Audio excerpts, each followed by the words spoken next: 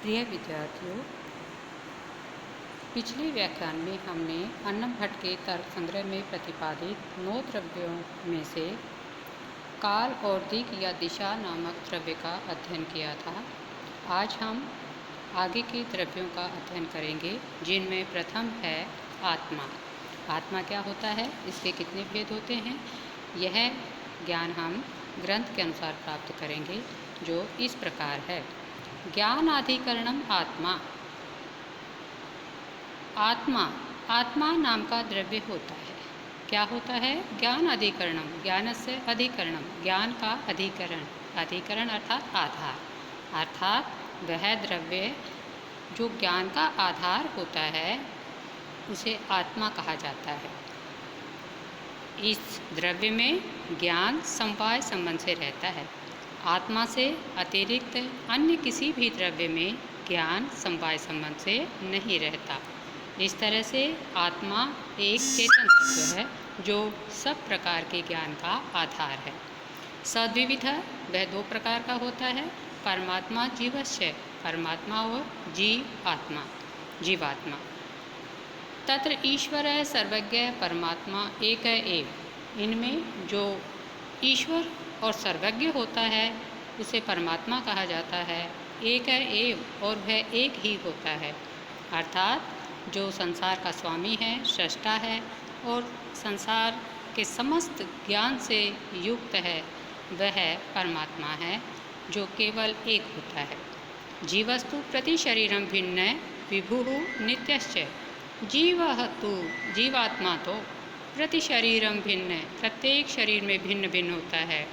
विभु, और कैसा होता है? व्यापक होता है। नित्यश्च, और नित्य होता है। एक बार हम अर्थ और देखेंगे कि वह द्रव्य जिसमें ज्ञान समवाय संबंध से रहता है, अर्थात ज्ञान का जो आधार एकमात्र होता है, उसे आत्मा कहा जाता है।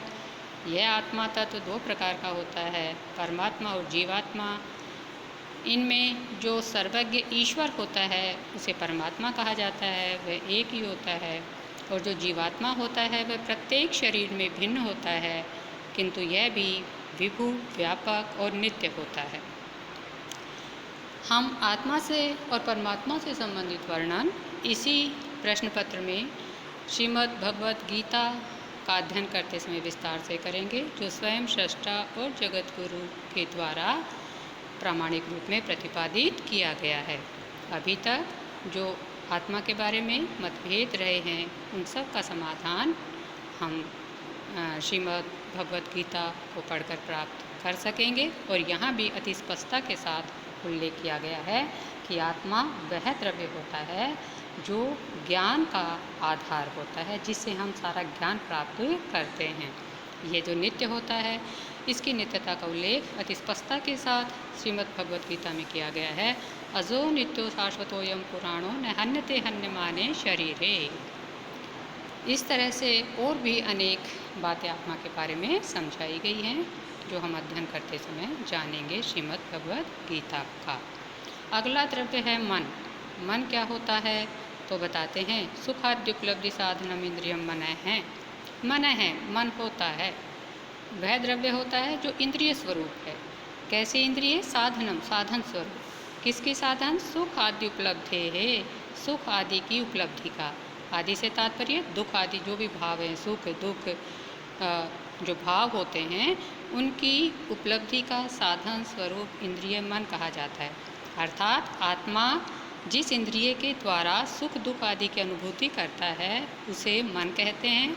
तच्च, और वह मन प्रत्यात्मनियतत्वात् अनंतम परमाणु रूपम नित्यंच है। वह मन प्रति आत्मनियतत्वात्, प्रत्येक आत्मा में निश्चित होने से, हेतु अर्थ में पंचमी, अनंतम, अनंत होता है, असंख्य होते हैं। परमाणु रूपम, सूक्ष्म रूप होता है। नित्यंच, और नित्य होता है, अर्थात उसका विनाश नहीं होता। मन शब्द संस्कृत में नपुंसकलिंग है, अतः इसके विशेषण भी नपुंसकलिंग में आए हैं। प्रत्येक आत्मा में एक मन होता है, तो आत्मा जीवात्मा असंख्य हैं, अतः मन भी असंख्य हैं। आत्मा विभू था तो मन परमाणु रूप है, और आत्मा और मन दोनों ही कैसे हैं? नित्य हैं। आत्मा शब्द संस्कृत में पुल्लिंग है, अतः उसके विशेषण पुल्लिंग में आए हैं। मन शब्द नपुंसकलिंग में है, अतः इसके विशेषण भी नपुंसकलिंग में आए हैं। सांख्य दर्शन में अति स्पष्टता के साथ जो साधन हैं, जो इंद्रिय हैं, करण हैं, उनको दो भागों में विभक्त किया गया है, अंतःकरण और बहिकरण। बाह्यकरण में 5 ज्ञानेंद्रिय और 5 कर्मेंद्रिय वर्णित की गई हैं, और अंतःकरण में मन, बुद्धि और अहंकार। तो इस तरह से जो मन है वो अत्यंत सूक्ष्म है, यह अंतःकरण है। अब हम इनसे संबंधित प्रश्नों का अभ्यास कर सकते हैं। जैसे प्रश्न हो सकता है, आत्मा का है या कीदृश है? तो इसका उत्तर होगा ज्ञानस्य अधिकरणम आत्मा।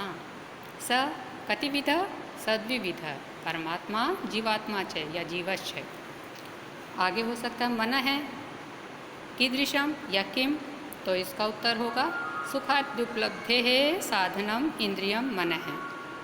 कीदृशम तच्च परमाणु रूपम नित्यम अनंतम भवति। अनंत का कारण भी लिख सकते हैं, प्रत्यात्म नियतत्वात् अनंतम परमाणु रूपम नित्यम च भवति। इस तरह से यहाँ तक हमने तर्क संग्रह में प्रतिपादित नौ द्रव्यों के लक्षण भेद आदि का अध्ययन कर लिया है। अब हम आगे गुण प्रकरण पढ़ना शुरू करेंगे। जो 24 गुण बताए गए हैं तर्क संग्रह में, उनके लक्षण आदि का अध्ययन करेंगे। आज इस व्याख्यान में इतना ही। आप सभी नियम पालन के साथ प्रसन्न रहें। जय तु भारतम।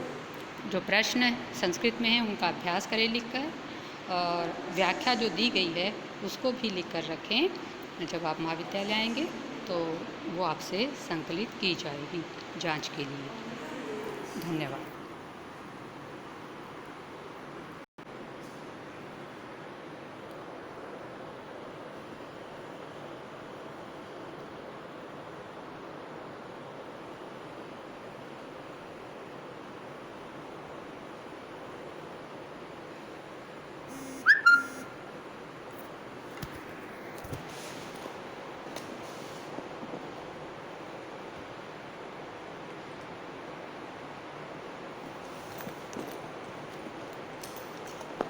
अरे ये तो बनाई नहीं वीना जी।